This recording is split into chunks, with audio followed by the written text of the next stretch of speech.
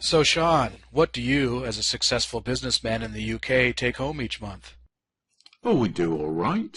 We pay the bills. Mustn't grumble. In my hometown, I'm among the best paid at about 200,000 pesos each month. Selling water is a good line in Mexico. Do your children have a private education? Of course, and the servants look after the house. We have no problem traveling to England for the company meetings and 3-day conferences. Looking forward to it getting started tomorrow. Sally, what about you as a secretary? What is your normal wage? Are you benefiting from the successful sales? It's okay, I guess. Average secretarial wages. Secretaries get between £15,000 and £25,000 per year, depending on experience. That's good money for a secretary. Oh. Well, I don't mean to boast, but business is great for us. Selling water and fruit juice is a great job. We enjoy lots of perks. So tell me, Sean, what is your wage, and is it typical for England? We've got a nice house, and the children go to a good school, but we're okay, considering. Yes, but how much do you earn? Sorry, is that the time? I hate to leave, but it really is time for us to go.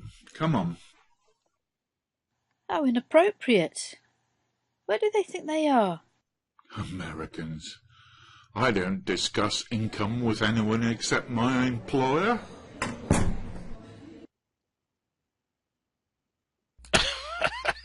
Was it something I said? James, that was very rude of you. Do you not understand that not all things are comfortable for public discussion? And Matilda, your question was much too direct for a polite conversation. Right. So what are your thoughts on this?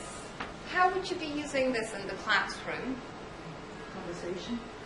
Teaching conversation. Okay. Can you be a bit more specific? I might use this for teaching the basic conversation. But the problem, sometimes the student needs subtitles. Subtitles. Okay. So you would add subtitles. Okay. And then would you design a task?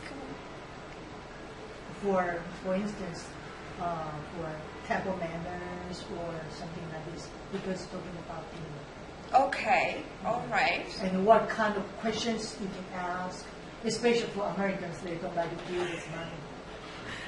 Okay. They don't like to talk about the intercultural communication. Yeah. Mm-hmm.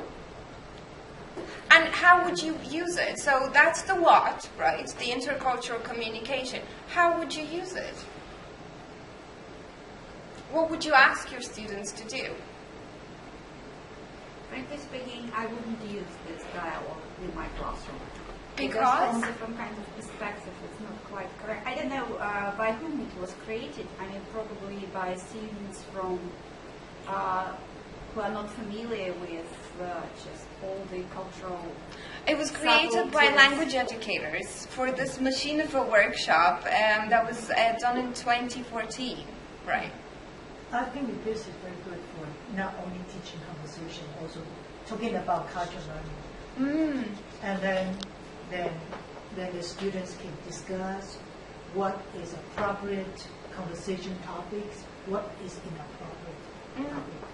And you say, Svetlana, that this is something that... Well, I think that the question about salary, about how much do you earn per month or per year, it's a kind of not polite question, not only in the United States, but practically in all the countries in the world.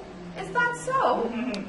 But in my experience, I hope nobody here is from France. I have French friends who have absolutely no issue in discussing. Yeah, all right. So this would be a no-no in Russia. It's okay in Taiwan as well. Is it okay to discuss income? You teach in that university, so you must earn a lot of money there. And how much money do you earn? I would find that very inappropriate, but in my experience, just thinking of some of my friends, they're absolutely fine with that. Yeah. So, With friends, probably. okay, so it depends on the degree of formality. Okay. So very interesting. These are all aspects that you can touch on in the classroom. Any other thoughts? I think that to introduce this field depends on the level of the students. What If they level are would you basic, use it with?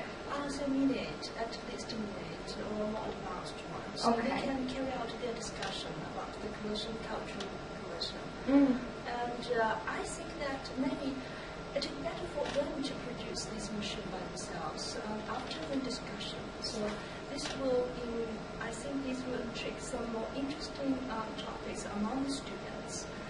And I also think it's very hard for me to introduce this film to the class, since that I need much knowledge about the background. So if they do not know the background, very difficult for me to. I do know what's the purpose of this film. Yeah. So to teach the language or to teach the differences in the cultures. So.